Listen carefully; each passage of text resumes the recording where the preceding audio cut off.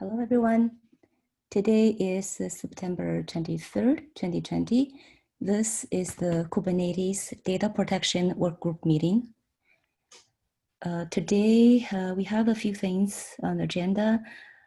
First, I want to let you know that we have submitted a CAP on container notifier. We can go over that quickly. And then we have been having discussions on the data protection workflow white paper. So there are several topics being discussed. We can go over those. So let me first open the CAP. Okay, so it's here. So Xiangqian and I went to Signode meeting just to tell them that we are ready to submit the CAP. And they identified reviewer and approver for us from Signode. So, and this is based on the Google Doc that we shared earlier, just to have some other requirement for this CAP. So there are already quite a few reviews. I think, so the plan is we're going to do this in 3 phases. In phase 1, we will add an inline pod definition. This is only for issuing the comments and an API object that will request this content notifier to trigger those comments. And then for the controller logic, it's going to be a separate controller. It will be a separate repo under Kubernetes. So that's our plan.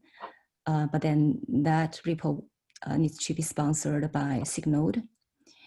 So that's phase 1. And then Signode also asks us to write E2E test even for phase 1. So that's for alpha.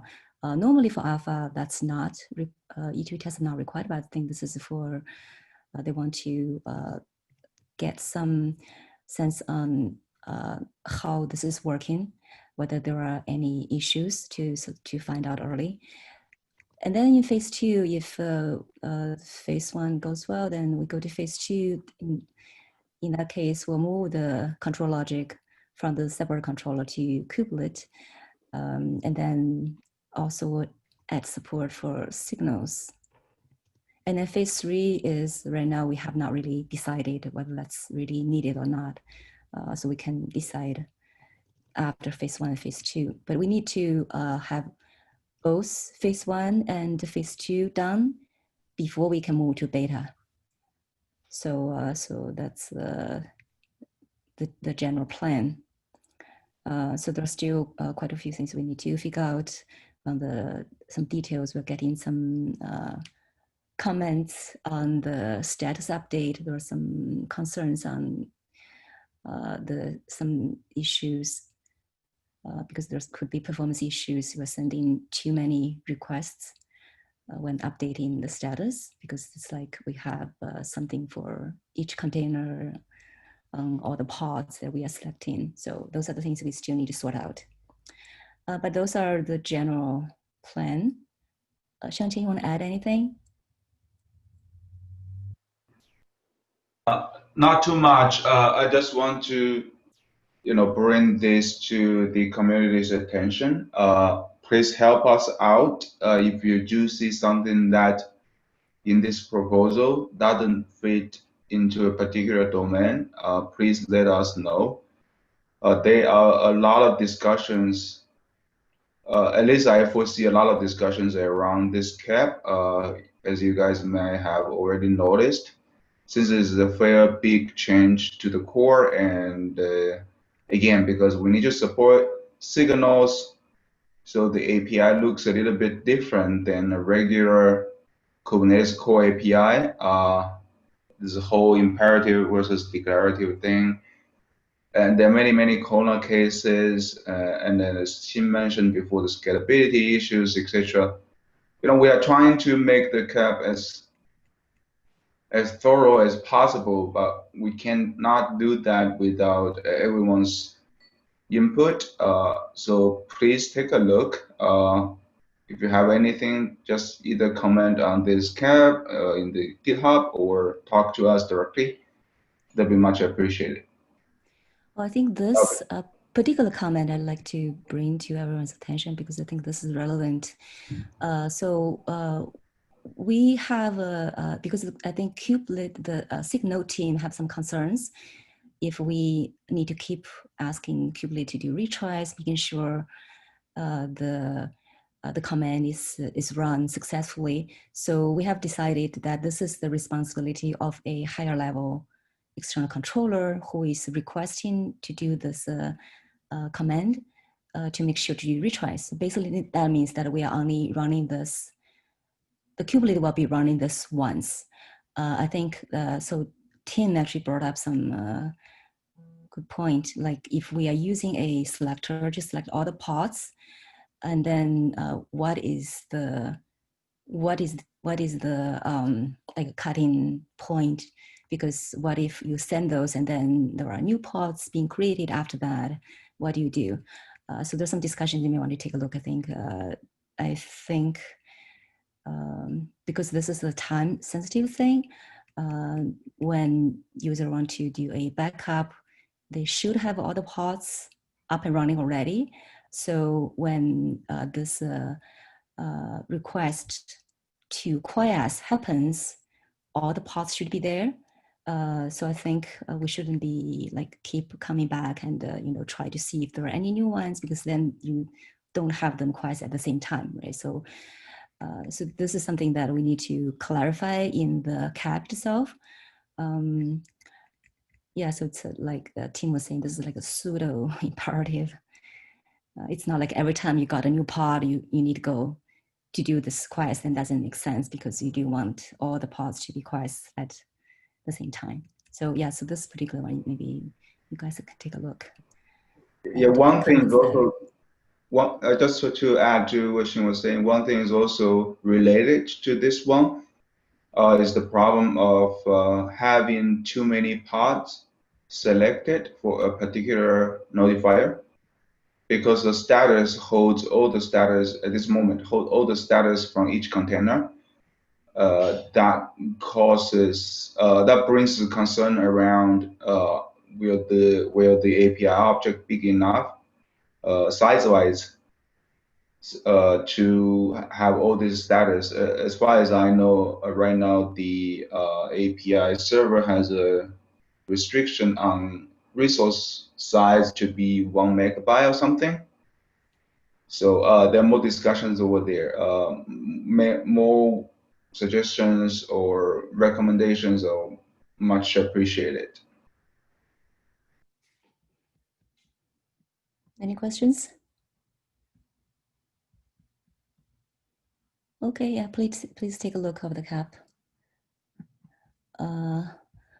Okay, so the next, we will continue to talk about data protection workflow. I don't know if Steven is here today. I have not seen him. I can ping Steven to join in a moment. Oh, okay, sure. Yeah, so yeah, just wanted me to continue for this.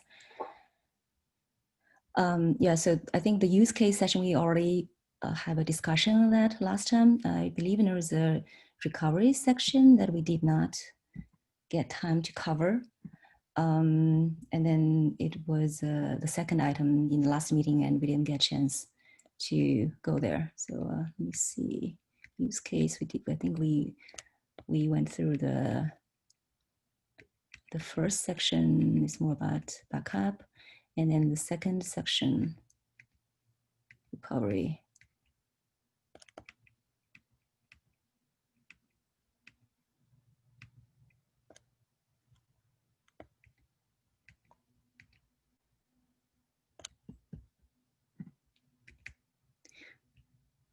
Okay, so let's give him a minute. And then we have also started to talk about the application workflow. So we can I think this is still work in progress. We can go to the next let's see if Stephen. He'll be there soon. Okay.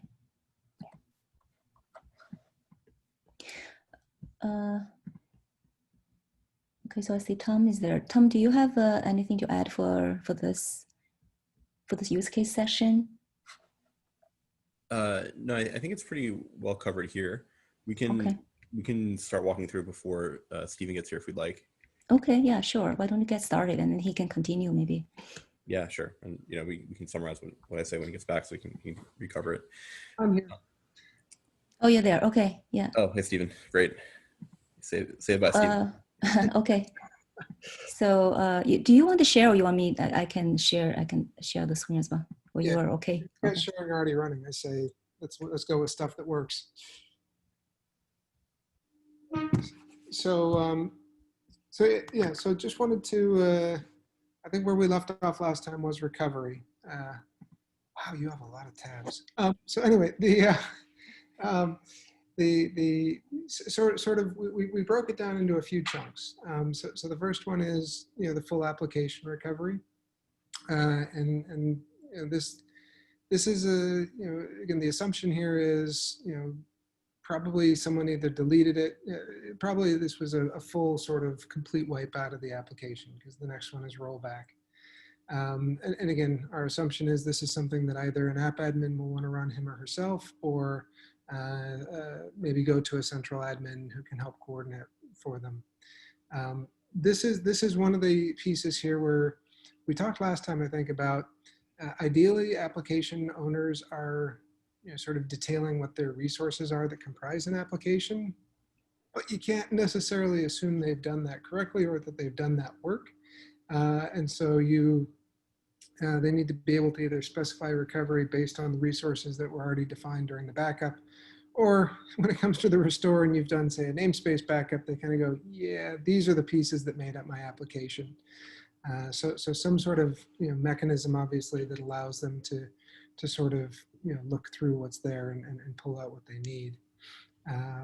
And really the big thing here, I think, especially as a newer vendor that's built in this space, certainly guidance from the community or anyone that's building it new, that order of operations is interesting, right? What needs to be restored before what, implications of restoring PVCs as they get recreated and assigned to nodes and whatnot. And this, I know this is hit on the PV side at times where you could potentially get a pod spun up in a place that it can't get access to its storage or something. So those are the pieces that I know, at least when we were working on this. Yeah, sort of this is the proper ordering of things would be nice, and then as things evolve, some sort of guidance on that proper ordering would be a good thing. Yeah, I think there's a lot of vendors in this space now, and not that it's secret sauce by any means, but that really is kind of a core part of people implementing their own kind of higher level backup and restore controllers, right? I can give an example of what we do. For example, there's a lot of coordination around things like scaling down workloads, replacing contents of pods, PVCs, replacing the PVCs themselves, recreating PVCs, doing dynamic or static provisioning. I think it's really there's a lot there, right? It's a pretty complex state machine to get that right, especially given the different types of workloads, given given things like OpenShift. There's just many different coordination points that you have to work through.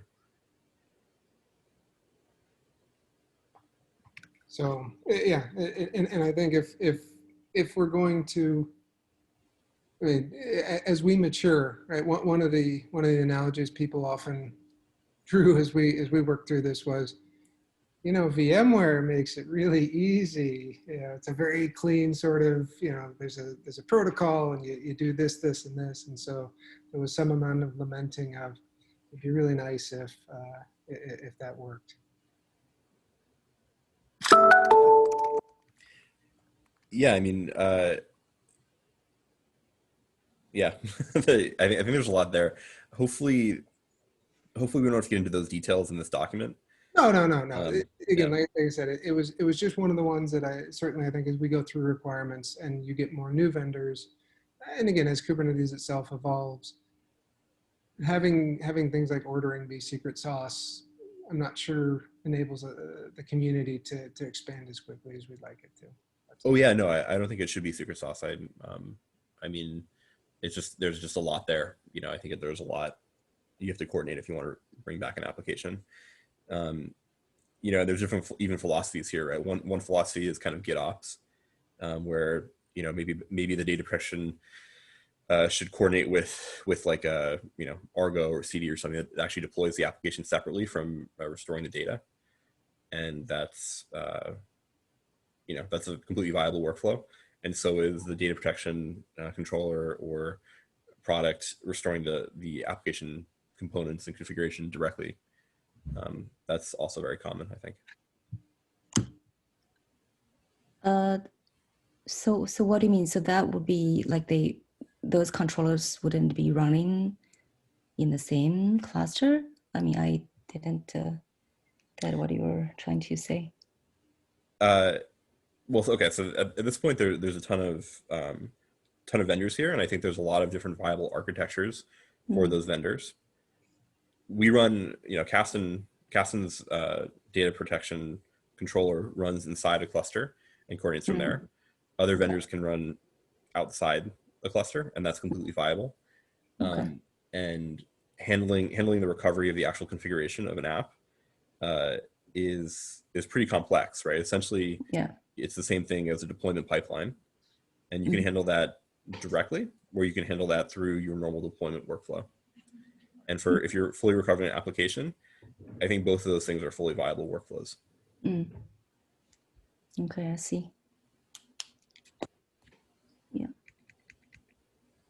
So then, if you thought that one was tricky, now let's talk about rolling back an application.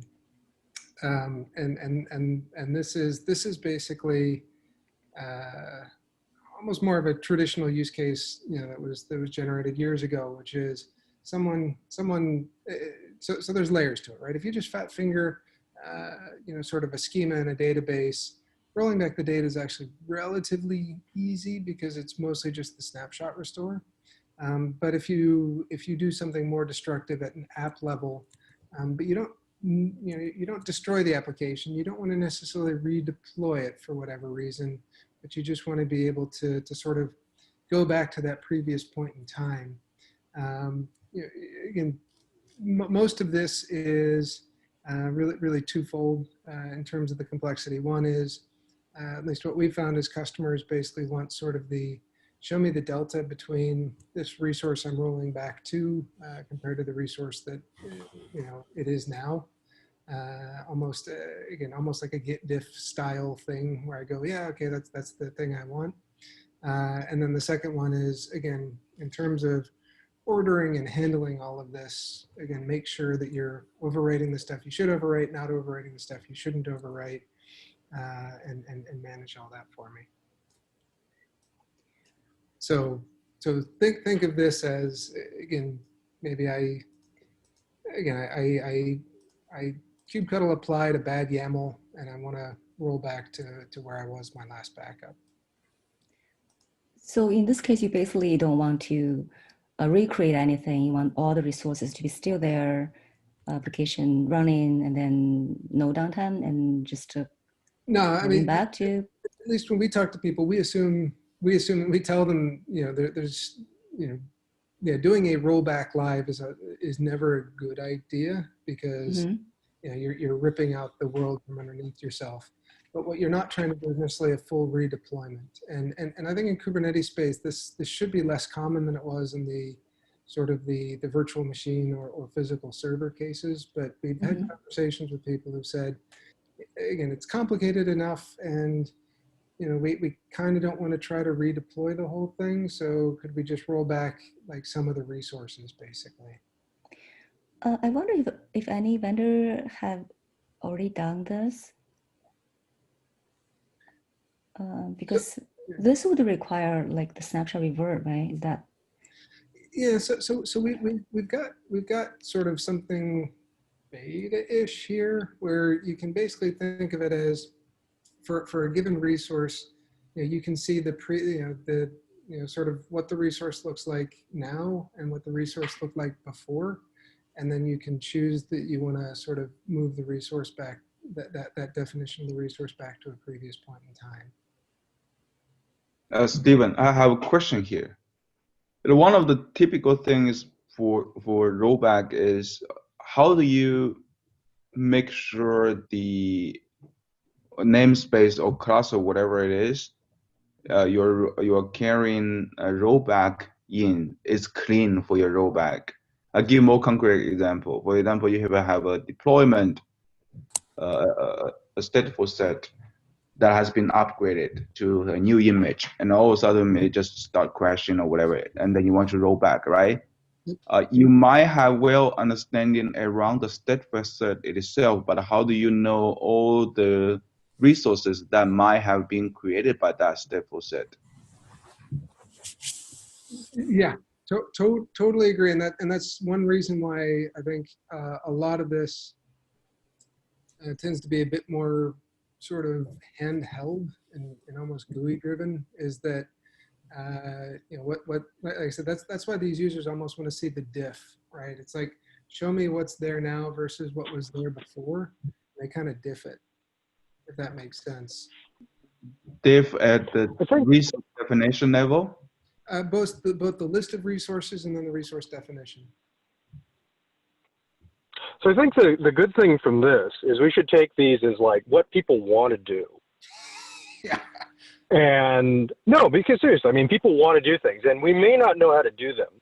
And we may have to put a lot of thought into figuring out. We may say, you know what, you're never going to be able to do that. But it's worthwhile laying out what's like the big picture of what we want to be able to do. And maybe we'll come up with something clever. But I don't think we should be worrying about, well, how do you do this at this point? This is more, what do we want to do? Yep, fair point. And yeah, like I said, we've heard this quite a bit. And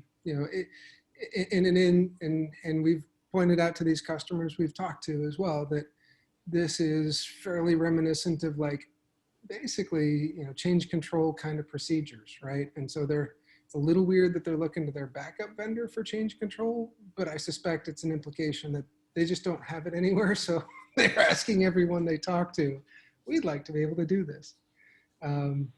Because again, Druva as a company, we've seen people ask us for this in like Salesforce. We back up like Salesforce too, and we get the same question there of, show me the before and after of my Salesforce. So it is sort of a change control use case in a lot of ways. But like you said, Dave, it doesn't mean that we have to do it. It doesn't mean it's a data protection use case necessarily, but it is a pain point that people have brought up. Makes sense, right? Yes, we want to find what we want to do, but we want also at least have a rough idea whether there's something should be phrased out in stages. Because some of the problems is really hard to solve. I'm not sure whether there's even a solution. I'm not sure in the white paper if we list things that we cannot solve in the short term or even long term wise. I don't know what's the meaning there. Well, it may even just be a matter of, here's why it doesn't make sense, or here's why it doesn't work. Customers have asked for this, but sure. it doesn't make sense because people keep asking the same questions, and you have to come up with an explanation. So if you just have an explanation, say, yeah, I understand you might want to do that, but here's why it doesn't work, is really helpful. Yeah, that's exactly what I want to achieve in the white paper, right? If something we feel that it's basically we need to define out of scope stuff. Yeah. Right, because otherwise it's going to be unlimited. So Sean, it's kind of a question of scope for who, because I think that use case is 100% a requirement for data protection in Kubernetes and I guess in general. But the question is who builds that, right? Whose domain is that? I think that's going to be the domain of the full backup and data protection controller, which is going to have probably multiple implementations, multiple user interfaces. And those controllers can make decisions themselves on what kind of the user interface is. I think the top level use case that Steven's describing here, though, is pretty important, and we should include that in the white paper. But we can point out things that would be the domain of an application controller, the application backup and recovery controller, right? Does that make sense? Yeah, that makes sense.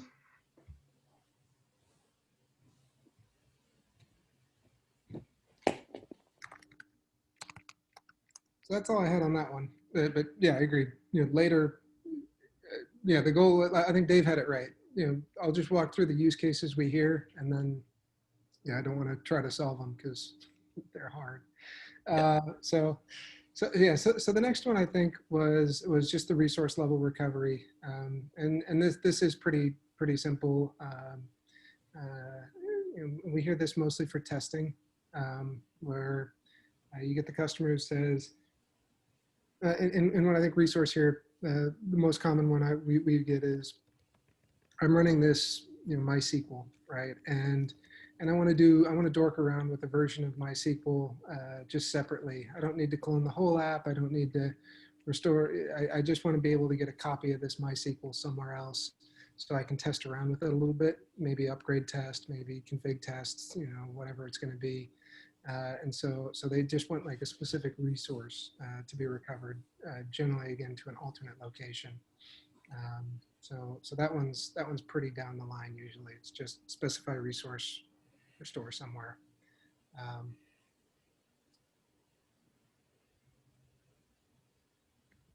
Cool. And then resource rollback, again, kind of this, kind of like the one before. Again, this is I didn't roach my whole application, but I did roach my database or my data store. Again, just roll me back to a previous point in time. And again, the assumption here is you are taking downtime when you roll this back, because you're generally crazy if you try to roll back like a live database. That's never a good idea. But again, so the thought process is still the same as the application rollback, but it's not as comprehensive, right? This applies to a specific resource, or maybe like a resource pair of a pod plus its PVC, but not broader than that usually.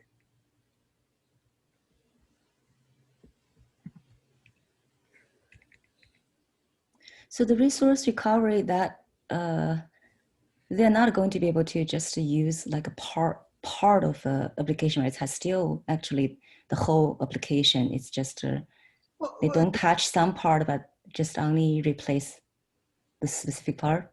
If you think of it, so this depends how you define application. So we've been trying to push away from what was kind of an old backup thing, which was Oracle's an application, and you would usually meet people and they'd be like, no, Oracle's a database. The application is billing, or the application is some HR system.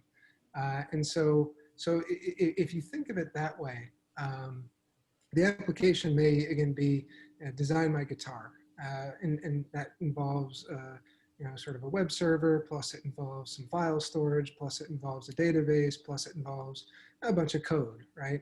A bunch of sort of stateless pods. This customer said, yeah, I just want to test out like a database upgrade. So I want to, or I think in particular, they wanted to go from standalone to replicated database. So they just wanted to be able to clone their MySQL. So in their mind, that wasn't the app, right? To their mind, the resource is really the database, which is the pod and its PVC, or its whatever, pod and its volume. They just wanted to basically restore that to another location so they could do some things with it. And so in their mind, that's a resource as opposed to the application, because the application is the actual business app. So that's why, yeah, I mean, if restore resource was like restore config map, I agree, that's weird. So resource here was meant more in that sense, at least the way the customers are thinking about it. Yeah, I agree Okay. I agree with that explanation, because it all kind of depends upon the definition of the application. Your application definition could be one app or multiple apps, and you could then do a granular selective restore to get just pieces out of it to test them and all those other kind of use cases. So completely agree with that kind of flow. Are we talking, how granular are we talking here? Are we talking about like at the Kubernetes API resource, like the API object level, or are we talking about, for example, tables or files within? So so I think right now, so two parts to it, right? I think the selective restore would be from the API pieces, and then the granular restore would be something on the lines of cherry picking the items from the data volumes itself. But you wouldn't be able to just use that volume by itself, right? Or are you actually allowing user just to restore that one volume to someplace and check if the data is really restored, like for testing or something? Correct. Yeah. So, I mean, Okay. I think that there's a bifurcation here, right? The first one is where, as Tom brought up, is, just taking all the API pieces and trying to recreate whatever Kubernetes gives you. And the second portion of it is where you are actually introspecting a data volume and trying to pick out those items from that volume to, just see, do some analysis, or, run it in a test environment to do some other things on it. So I think, the use case for both kind of becomes the same. Either you're working with the Kubernetes objects or you're working with your data objects. But I think the bifurcation is as to what level do you allow the user to do it. Is it, at least on our side, the Trelio side, we kind of provide that segmentation. One is selective restore and the other one is granular restore. Use case might be the same in the end. Okay.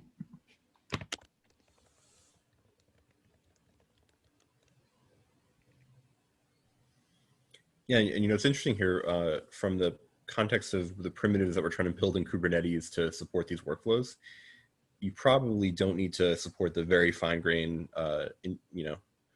segmentation of volumes or databases in these higher-level workflows. I think most data protection vendors provide that kind of mechanism, right? Correct. Yep. That was our view. It's again similar to the VM model where most of us back up a raw VM and then have tools that can let you extract, whether by mounting the VM in the background or doing unnatural things. Correct.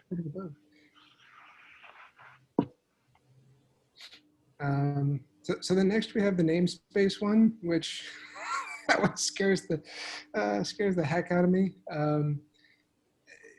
I didn't put it in here, but basically this is, again, in my mind, the user basically just saying, look, yeah, I want to be able to restore this namespace. Again, I'm assuming not in place because we were talking before, man, that's a lot of just wow. So assuming to an alternate namespace, the one challenge we have as we look at this is, how do I know that the namespace is empty, and do I need to worry about that? And that's the only part I struggle with sometimes is you get an alternate namespace to recover into. How do you know you're still not stomping on something? There's the old NetApp in me that's like, boy, it'd be really nice to have sort of a fencing mechanism that says this is an empty namespace, and until you release it, no one else can modify it except you, the restore process. But that was an old SnapMirror thing we used to have. That's the only part that sort of gives me the willies here is my restore going to stomp on a bunch of stuff? But maybe that's just buyer beware kind of thing. Well, we can also look at other ways of doing restores, right? So, for example, we've put together data populator for volumes. Some of the app operators are getting to the point where they say clone from a backup. There's no reason why we can't define things like create a namespace from a backup. Ooh, I like and that. have the system do it, right? Rather than trying to work from the outside and fiddle with things. I would pay money for that. Oh, okay. I'll give you my address and you can send me a check. But seriously, I mean, that's where we want to, that's where I think we should be going. But the workflows, right, are what drive why we want to go there. Mm-hmm. And here, I mean, this is very much the customers just coming to us and saying, and especially as they're seeing things like the hierarchical namespaces coming out, they're like, yeah, we can easily see this world where we just restore this namespace because As the central administrator, I don't necessarily have visibility into the apps inside it, but they're telling me they want this. And again, as we get to the sub namespace, almost like on a per user basis, they want to be able to sort of manipulate at that level. Yeah, and we're actually doing like, we've got the new Project Pacific stuff from VMware, right? And in Supervisor Cluster, there's resources that if you restore them, you break the cluster. So we've locked down access to it. We've blocked restore on that via Valero, but we want to move towards having mediated APIs where the cluster defends itself and says, no, I'm not going to let you write that, even though you're the backup restore utility. I like that a lot. Yeah, this is actually very, very tricky because there are so many different resources and you don't even know what they are. Almost like you have to deal with them individually for whatever application is running there. You have to know what are there and what are the things you can restore, what are the things you cannot touch. Because just I think similar to what you have talked about earlier, as soon as you try to bring up those resources, right, by creating them, then that's going to trigger something else to happen, right? You may not want that to happen at the restore time. So, yeah, it seems to me you need to modify the resources on the fly as they come back in, right? Like we're remapping PVCs and PVs. And it's like, so those are special cases we've dealt with so far. And now everything's a special case. Yeah, and then if it's like some other CR, then you don't really know how those controllers behave, right? When you try to restore them, what they're supposed to do. So it's almost like you have to know exactly what you're trying to restore. So to handle them properly, because not all the controllers are written the same way, right? Some probably just can't handle that when you try to restore them, but then when you restore those YAML, when you do a kubectl or create those YAML again, then they probably try to create those same resources again, right? So how do you reconcile those? The controller needs to do that, but I'm not sure if every controller is written that way that they can actually reconcile those. So it's very, very tricky. I think all these are important concerns, but they're the same concerns that we would have with the application recovery as well. Mm. It just gets scarier as you get to more applications. That's true. Yeah. That was my only experiences.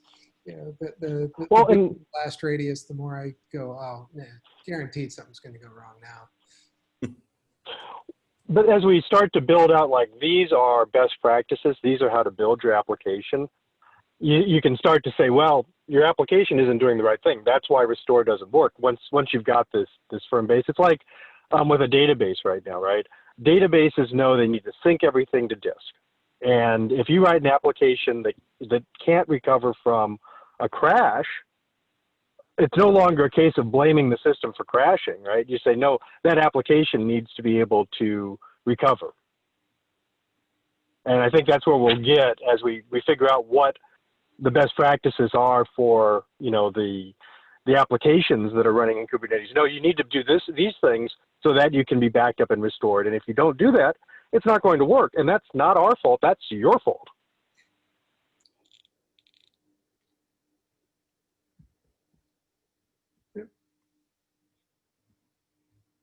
Yeah, there's always this trade-off between user, what do we push to the responsibility of the user versus the controller itself. And there's a lot of things that you just can't do in the controller. Yeah.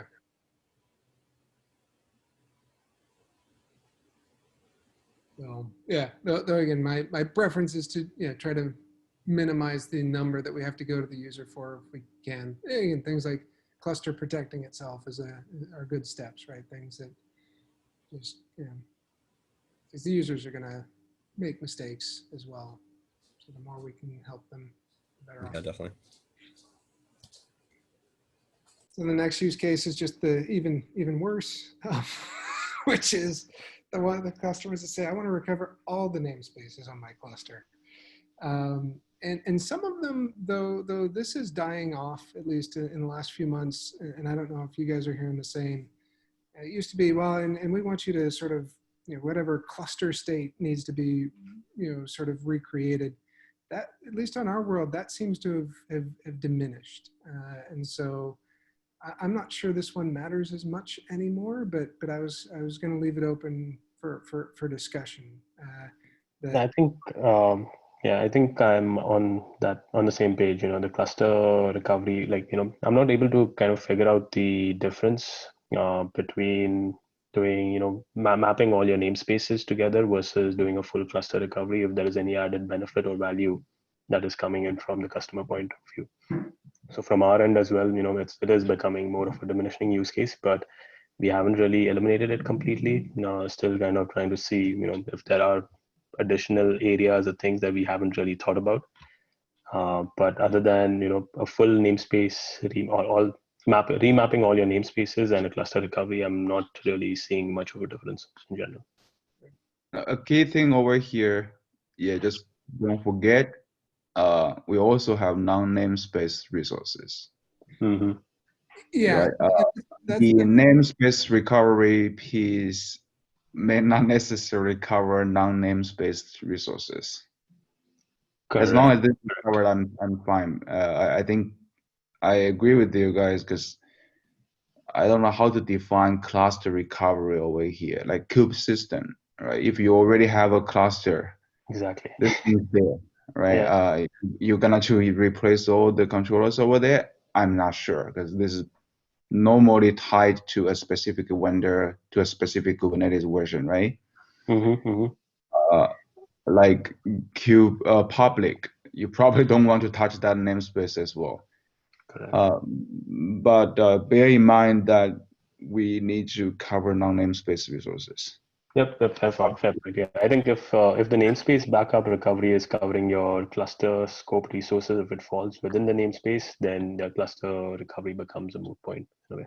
Yeah, not only that, like CRDs, right? It's not associated with any namespace. Correct. Right. I mean, the CRD itself may not be, but if there are CRs associated with that CRD, as long as that namespace backup covers that CRD, we should be good. Correct. Yep. The same thing applies to resources like PV, etc., etc. Yeah, we had somebody come with a Valero question the other day where they wanted to just back up a namespace, but they wanted to get all the cluster resources. So they mapped in all the cluster resources. And I think we snapped and backed up all the PVs because PVs are cluster resources. Right, Dan, yeah. So yeah, we ran into that as well. So, but by default, so Valero has these switches, right? So if you have the null, then it will back up any cluster resources that are mapped to the namespace. So yeah, that way you can avoid backing up all the names. Yeah, but that's just the kind of thing. It's like cluster resources include some things that are directly tied to a namespace, and there's some things that every namespace needs in order to work. It's just weird, right? Yeah. It's like you have to know the relationship between them, right? Otherwise, how do you know how to map? PVPVC, that's well known, but if it's like some customer resource, then you don't really know what is that. There's some relationship between a namespace and non-namespace object that we may not really know. I mean, yeah. So yeah, exactly.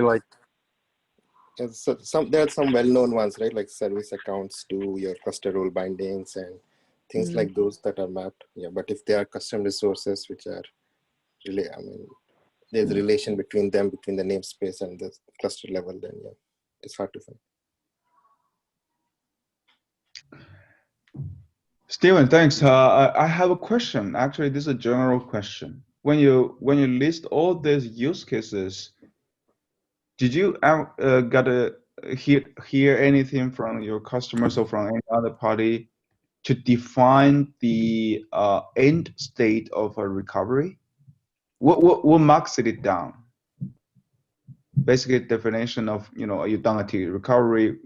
When we call it done? Yeah, so I'd say, I mean, the general view they have, and again, like I said, the cluster one's kind of faded for all the reasons. But on the others, basically what Markset has done in their mind is they view it as the basically the resources have been put in the state that was in the backup. The PVs have been sort of put back into the state of the point in time, and then sort of things are running. Now that doesn't necessarily mean in their mind that everything is magically fixed, right? Because they understand that they need to do a little sort of hand massaging afterwards. But they view as if we have put the resources that they have specified to be restored back in the state that they were during the point in time of the backup, they view that as a successful recovery.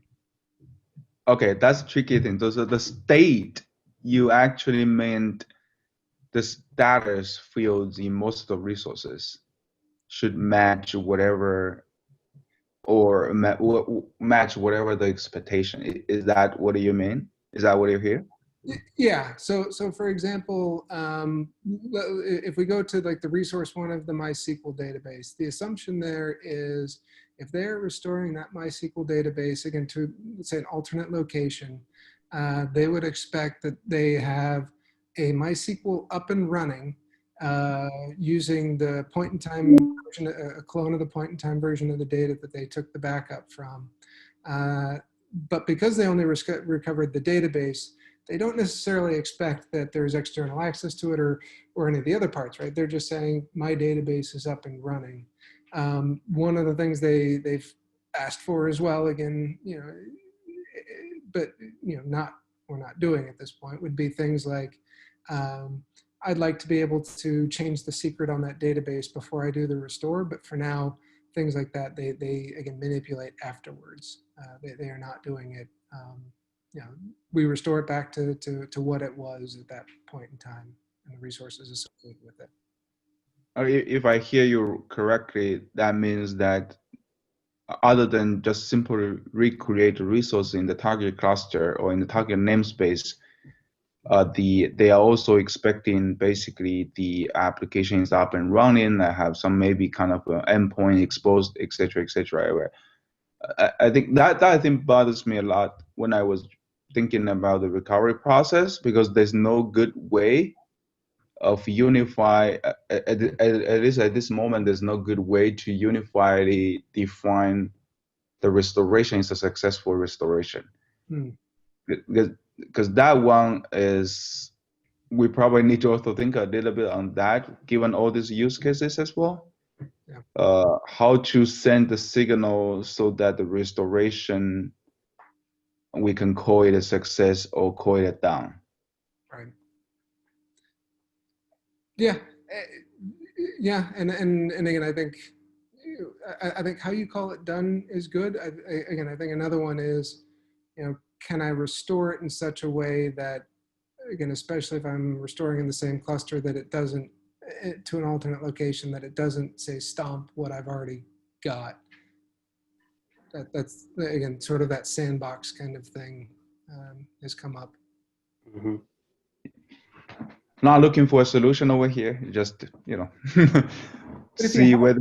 I think if we are allowing selective restores and everything, when does the restore, when is the restore successful becomes even more challenging to do it natively, right? So I think to your point, providing a user variable or a user kind of liveness probe or something around the restore would probably be the implementation.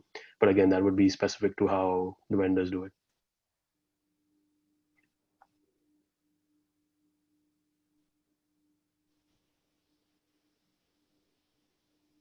Does that make sense?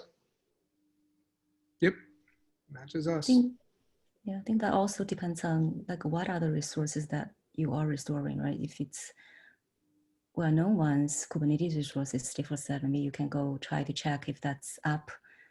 But if it's some other resources, some CRs that you don't even know how to check those. Exactly. Yeah. So then probably the last one we have time for today, and one that will come up more, I think, is just this question of, I'm going to keep this backup copy for some period of time, right? 3 months, 6 months, 9 months, God help us, 7 years, 20 years someday. And just that, how do we maintain sort of the versioning, right? So on the data side, fine, right? There's snapshots and backup vendors have ways of storing data, and deep down inside, we know no one's really going to ever get it back anyway. I'm kidding. I think this is recorded, but the metadata part is a bit scarier given how quickly things rev, and so again, as a backup, maybe it's just an exercise left to the backup vendor of how to sort of map from resource definitions and sort of protocols from 6 years ago to whatever it is today. But that is one that you know, I think comes up more and more as people sort of think about these backups is, you know, hopping 2 releases is hard. What's it going to mean when you have to hop 18? Well, I think somebody actually from the Valara team gave a presentation on this. It's basically a different version of Kubernetes. You know, if you're the version you backed up is different from the version that you're trying to restore to. And there is some way to support that. From what I remember when that was discussed or shown, I think that was more of a case that there's different ways to do an export. And I think the problem here is that if there's a period of time of a drift over a few years, you probably need some kind of mechanism that's more on the restore side that can do the migration. It's a great problem though. Okay. It's a similar thing that we've been seeing at Red Hat and trying to think through. Okay. So yeah, again, I don't have answers. My answer right now is a bunch of custom code and weird crap in the back end, but so. I think the closest to a good answer I've seen so far has been like VMware VMs, right? Because we have a relatively small surface for a VM, and we're able to emulate the hardware going back quite a ways. So you can actually take a relatively old VM and boot it and run it. And as just a concept, that's pretty cool. I'm not quite sure how we can apply that in the Kubernetes space, but expecting forwards compatibility or backwards compatibility is kind of hard.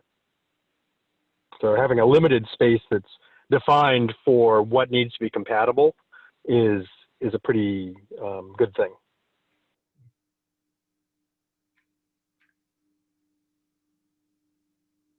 So I think with that, I will confess that 1, we're almost out of time, and 2, as we get into mobility, I'm a lot more uncomfortable on those use cases, not because I think they're bad, but just because I personally don't have exposure to them. So I think I might have copied those off of the work that the other gentleman did. So I can sort of present them, but I'm not great at it because, again, it's just not a use case I'm running into yet. I suspect Tom probably sees it more. I think Kasten's done a lot more migrations. So yeah, we can also delay this one to a later time. yeah, I would prefer it because, like I said, I personally don't have exposure to people asking for that yet. Sure. Yeah, okay. So hey, thanks, Steven. So I think we are almost out of time now. Any other questions, topics? I think we don't have time to cover any new one. This one we can move to the next meeting. Okay, anything else? Any questions you guys want to cover we have 1 minute left. If not, that's it for today. Thanks everyone. Awesome. Thank you, guys. Thank you, everyone. Bye. Thanks. Bye.